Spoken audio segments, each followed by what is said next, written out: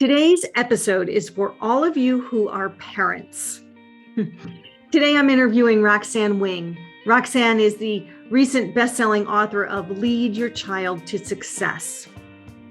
And all of you out there who are parents are going to be able to relate to this conversation today. As a parent, we are always looking for ways to help our children grow and improve. And in our own ways, we open up doors and find opportunities and help them connect with the opportunities that will help them grow. That's exactly what Roxanne did. When her children were young, she made an intentional decision to find some unique ways to help her children develop. She shares some of those unique ideas with us on the call today and also in her book, which is available on Amazon. For now, though, I'm going to let her finish this story, and I invite you to sit back and listen in as Roxanne Wing shares how to lead. Hello, Roxanne. Welcome to It Just Takes One. Thank you for having me, Kelly. Oh, it's great to have you. I'm excited to talk with you about your new best-selling book, Lead Your Child to Success, and talk a little bit about some of the things that you've been doing and what it meant to you to write this book and why you wrote this book and all of those things. We're going to cover all of that in this conversation. But let's just start off by introducing the audience to how we know each other. Do you want to share how you and I met? Yes, I would love to. I greatly admire Todd Durkin, and I listened to his podcasts, and I went on his site and discovered that you were there coaching, and we met through Todd and Todd's office, and it has been a delight. I have to say, it's been so rewarding to work with you. Well, the same to you as well. And actually, I remember on our very first conversation, you said, I have these certain goals, and one of those goals is to be able to publish my book. And that was 6 months ago. And here we are today, book in hand, bestseller. How does that feel? Oh my gosh, I can't explain it, the feeling. It's been so gratifying. It's been something that's been on my heart for a long time. And to have it come to fruition has been just very rewarding. Yeah. You know, a lot of the people that listen to this podcast are people that have a dream of writing a book. And maybe some of them have written some of their book and others have maybe just got an idea and haven't really started writing. But you were actually a pretty unique case because when we first spoke about publishing the book, you had actually already written the entire thing. Yes, that is correct. And I believe, Kelly, that anyone who has a desire to write a book should contact you and Scriptor Publishing and make that happen. I believe everybody has a book in them, and everyone has experiences that other people don't. And with the TED Talks and such things, we're just sharing information with one another all the time now. It's been wonderful. Well, thank you for that. And I really actually love the way you just described that. I think the same thing. I think everybody has at least one book in them, which is their story. And maybe people have multiple books in them because they have more than just their story. So thank you. That was beautifully shared. And I think if you're a listener out there who has thought about writing a book, take that to heart, because you have your own story and we are just sharing information with each other. It's how we learn and how we grow. And so Roxanne, you wrote this book called Lead Your Child to Success because you had experience. And although this is a little bit of your story, it's really more about your experience of leading your own children to success. So let's share a little bit about that. Can I start by reading something to you from your book? Absolutely. I always think it's fun to have somebody read it, your own words back to you. It just comes out differently when somebody else reads it. And I'm literally going to start from page 1, Part 1, begin with the end in mind. And this is what you wrote. Do you hope your children will enter a good college, obtain a U.S. Service Academy appointment, or become responsible, civic-minded community leaders? It's not too soon to think about how to prepare them to meet these goals. This parental guide will help you face that challenge. What do you mean begin with the end in mind? How do you begin with the end in mind as a parent? Right. For me, and I know this is for every parent, you want the most for your children. You want to develop them the best you can so that they can get into the best college, get a great profession, or just be a responsible, civic-minded person. And I wanted to develop them to fulfill their goals in life. So early on, I took it upon myself to make certain that they had as many developmental activities as I could locate, just to develop them, Kelly, not to try to say, when you grow up, you have to be this. I just wanted to make them have as much marketability or talent as they could possibly have, and then bring out whatever they want to do. And, they can go into that field. Mm-hmm. And in your book, you call that intentional development. You were actually making a very intentional decision about some of the opportunities that you were going to open for your own kids. We should mention, by the way, that you do have 2 children. Go ahead and share. They're now adults. They're not really children anymore, but let's just share who they are and share their names and a little bit about each of them so the audience can get a feel for who we're talking about here. Oh, absolutely. My son, Andrew, he's a graduate of West Point, and he's in the program, the flying program, in Alabama and down at Fort Rucker. My daughter is, they're both married. My daughter lives in Alabama with me, and she is just a wonderful, wonderful person, and she's just a very, very good person, good civic-minded person. So that's a little bit about them. And we should just make a note, because it's actually, you had mentioned to me before the call that it was a very special day in your family for Andrew in particular today. Yes. Would you like to share the good news? Oh, yes. So today was he's gone through the training down there at Fort Rucker to be a pilot. And anybody who knows anything about military, they're mostly helicopters, but he had an opportunity as the first in his class to select his airframe, and he did get that. It was a C-12, which probably means nothing to you or I, but anyone who's listening with military background probably knows what that is. So we're celebrating today because that was what he wanted to do. So it's kind of a fun day. Fabulous. Well, congratulations to him and to all of you, because that is a great honor, but an earned honor. And it's certainly something that he did work very, very hard. Yes. Yeah, absolutely. Very good. So you had these 2 children, and you made this intentional decision about the way that you wanted to develop them. Yeah. Do you remember that moment as when they were children where you really felt like you wanted to kind of take control of the opportunities that you were going to open for them? And do you remember actually feeling that way, or was it something that when you looked back on it, you realized you actually did? Mm-hmm. I think, Kelly, that I thought that almost right away. Intentional is a great word, and because you just want to give them as many developmental opportunities as possible. So I believe that it started just almost right away, not with infants, but maybe around toddler age is when I started thinking,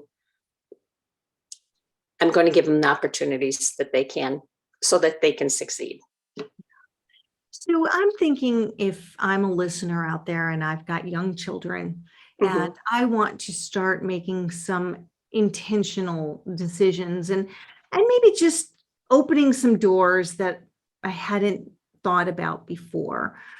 Mhm. I would love to hear more about some of the things that you did. So Absolutely. share some of the kind of unique things that you did to create opportunities for your son and your daughter. Absolutely. And and it's not just about creating opportunities, Kelly. It's especially for my daughter. I wanted her to know everything that she was capable of, and my son as well. And I tell him still to this day, I don't want you to be perfect. I don't want you're perfect just the way you are. However, just know that you are anything that you set your heart to do, almost anything, um, is available to you. So when my daughter and son were young, we began with reading. Reading is huge, and I don't have to tell you that. Um, or probably any of your listeners that. So we started reading right away, and my son began to read words prior to getting in school, and my daughter, um, she was kept going up to the next level of in first grade she'd go to second grade reading and such things until in seventh grade she was reading at a 12th grade reading level. I say that only because of the importance of communication skills. However, for my daughter, wanting to show her role models, some of you had asked about examples. Um, each year, from kindergarten through fifth grade, we would have a professional come in, and I would invite a professional with the teacher's approval to come in and speak to the children. I made sure they were all girls, all women rather, so that the girls could follow them as role models should they choose. So, we had a pediatrician, we had a judge, we had a meteorologist, we had forensic science, we had just different things like that. And I just wanted her to see, what was available to her. Mm. I took them to meet the governors. It's a little bit of a process. You have to know that.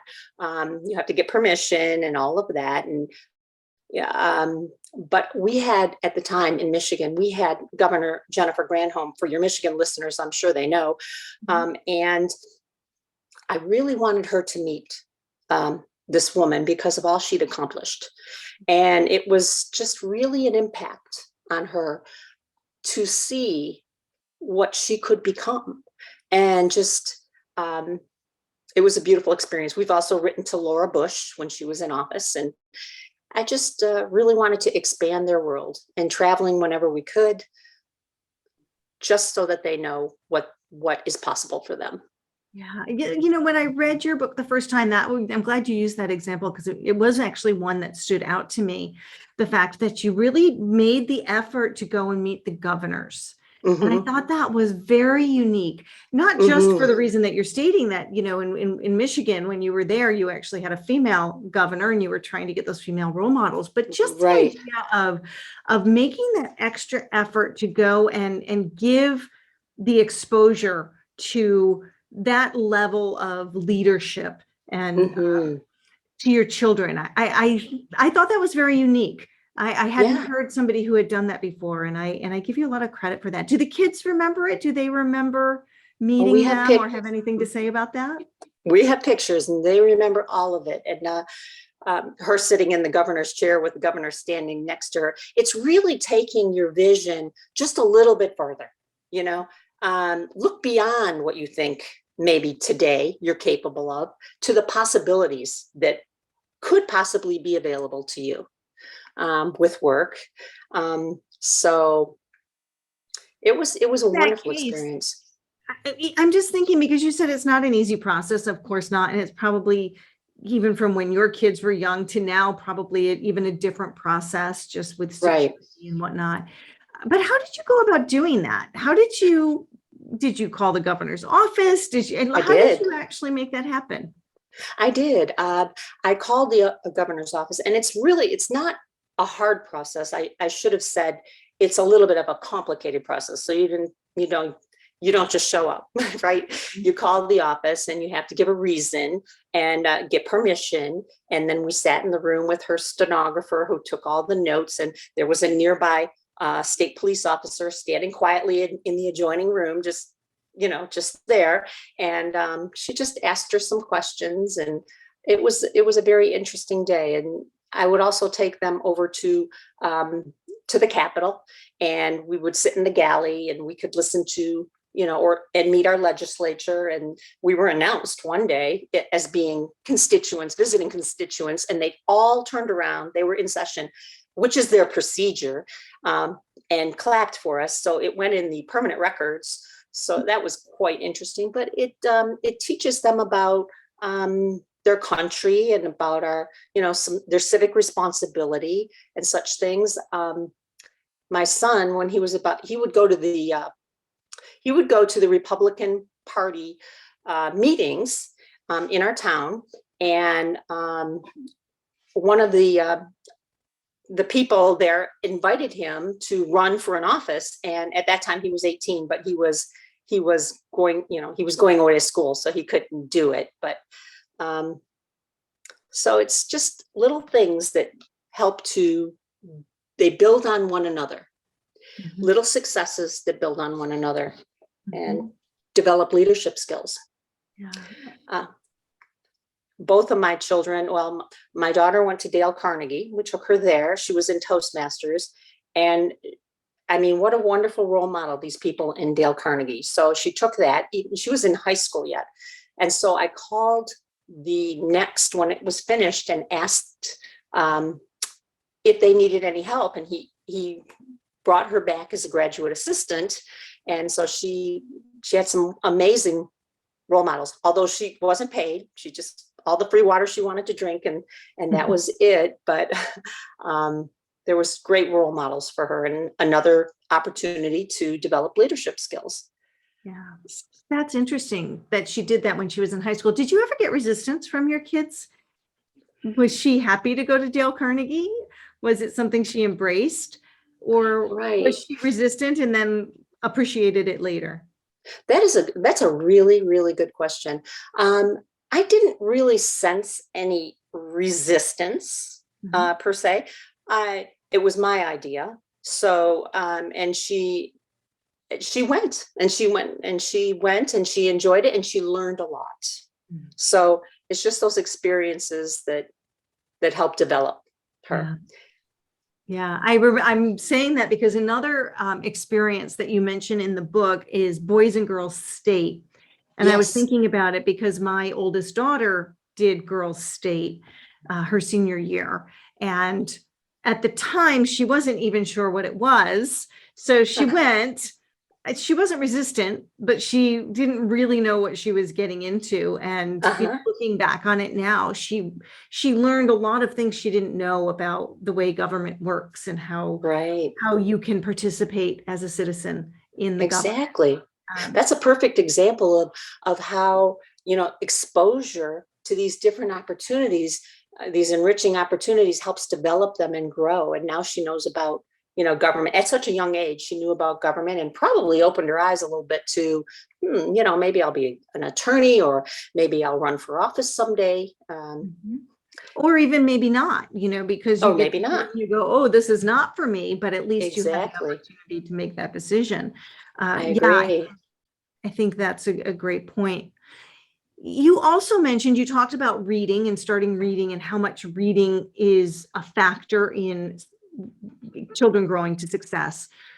There were some other things that you talk about too. One of them is music, which I think you kind of put on that same level of reading. Talk a little bit about the impact of music, how you used it, and what kinds of things you did with music with your kids.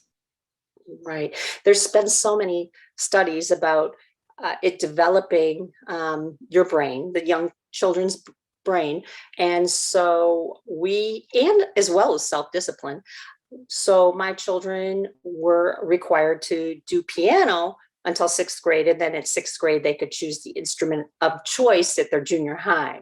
But I think it's a wonderful way for them to help enhance their skills and learn and learn how to play an instrument. Sure. And how about art? Did you do anything specific with art or intentionally with exposing them to art as they grew up? Right. That's a great question too. I took them down to the Detroit Institute of Arts. Really what my forte is, really what I do well, and really what this book is about, is I learned how to search out opportunities to develop. Now they may or may not be for everyone. They may or may not have been for my own children, you know, as far as they might not have liked art. But we went down there and they had a class and we did that and tried that out, and that was fun. And also I contacted the zoo, and they have lots of programs. They worked with every day for a summer, 1 week. They would go with the zookeeper and go and assist in feeding the animals. And I think I was more heavily science-based, especially for my daughter. I had her in girls and science programs from 5th grade for a few years. And it was operated out of the University of Michigan by the Women in Science and Engineering program. And they had a girls in science and engineering program. So their acronym was WISE Guys, which I thought was kind of cute. But it was a program that they had just trying to expose girls to, you know, the computers, the mathematics, and the sciences, and to encourage them to develop their talents and go into those fields. So that was a lot of fun. Yeah, really great opportunities. I'm glad you brought up the skill set that you have, because it's absolutely true. You do have the ability. You're like a treasure hunter. You know, you turning over treasure and keep searching for things until. And I just know that about you from working with you. Yeah. So I'm thinking again of the listeners, and I'm thinking if there's a listener out there that's hearing this and saying, "Wow, those are all great ideas, but how in the world would I ever go about doing it?" What would you say to that person?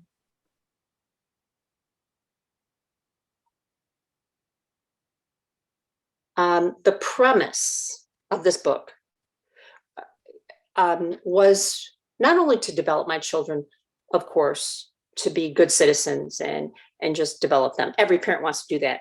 And I want to do that as well.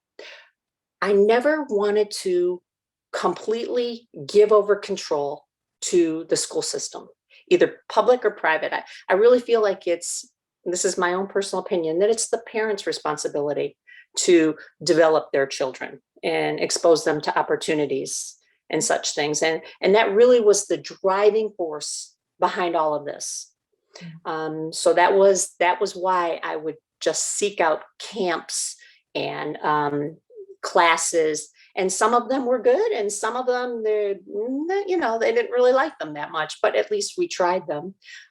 There's such a thing, it's called the American Freedom Academy, and it's kind of similar to what your daughter went to, the Girls State, and it's not associated with the military, but it's where officials like generals, the Tuskegee Airmen, they come and they teach the kids about freedom. And they also have rock climbing, lots of fun things for the kids to do, and they can win a savings bond, different things like that. But it's a fun week-long camp for the kids. So I just always wanted to look for different opportunities for them to learn about different things and just develop them. Mm-hmm. And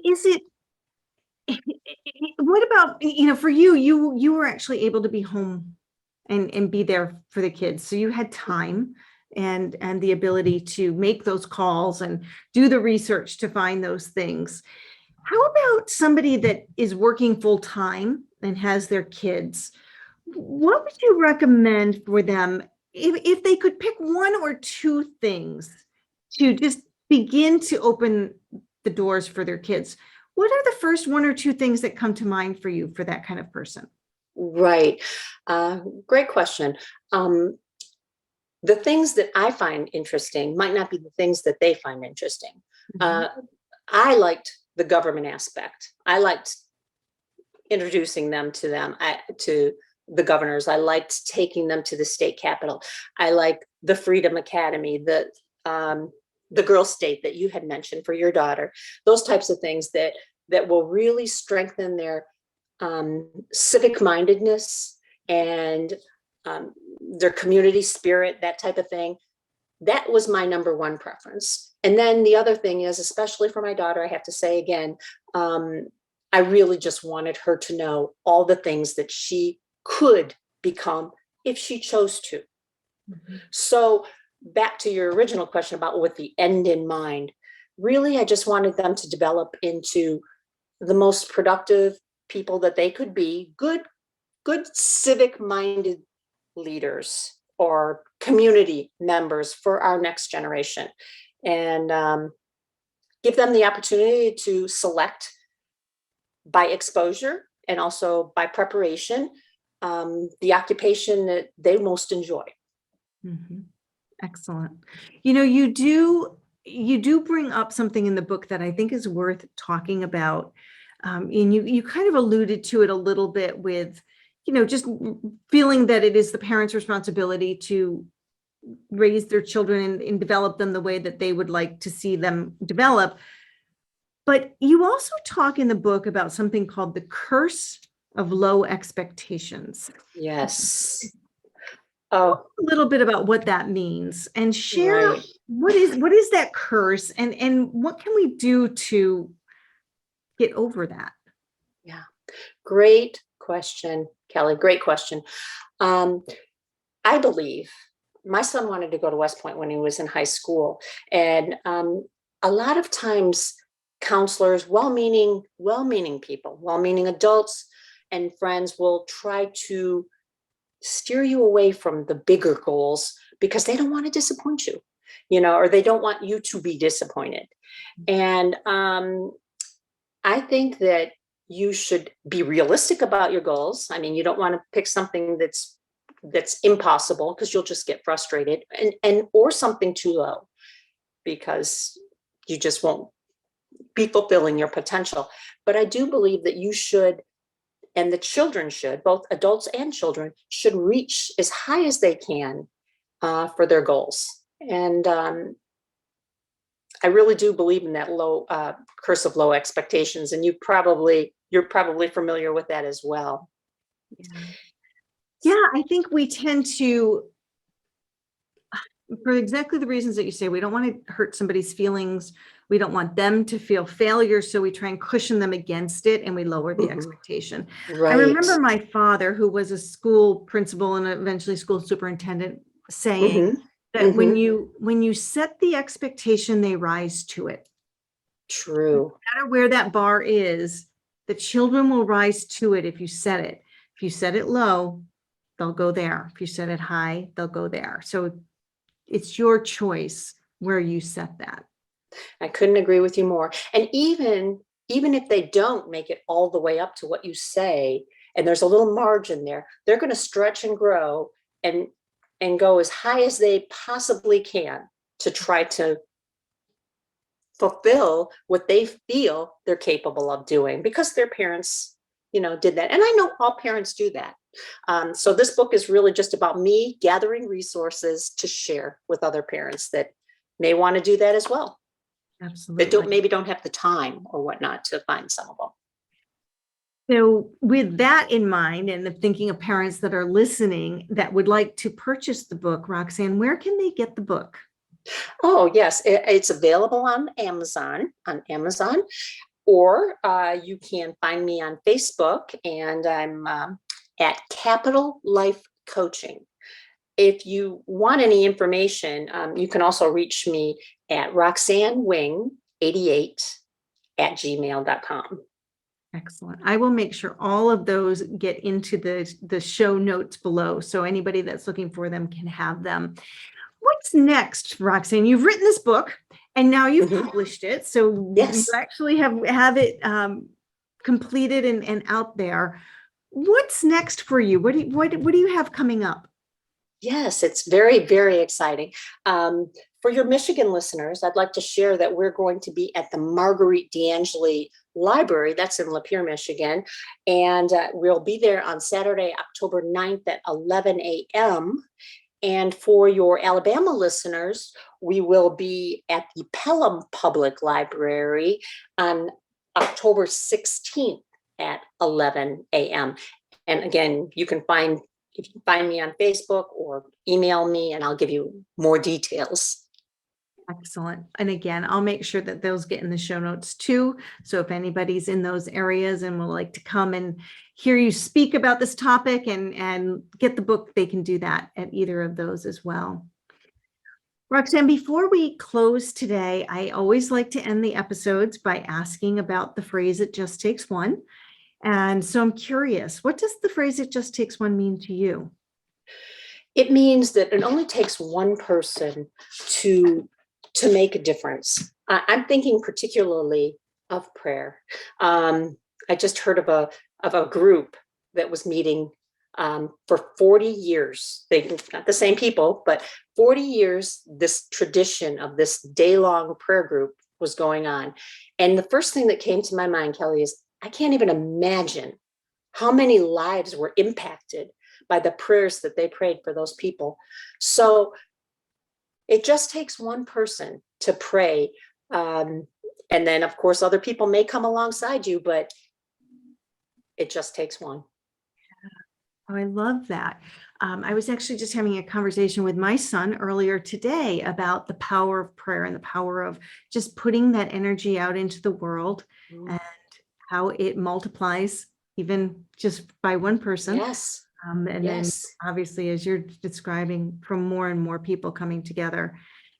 Well, my thoughts and prayers go out to you, and congratulations again on your success. It's been a pleasure working with you on this project for sure. And I look forward to seeing where the book goes and the opportunities that present themselves following this. Thank you so much, Roxanne. Thank you, Kelly. It's been my pleasure.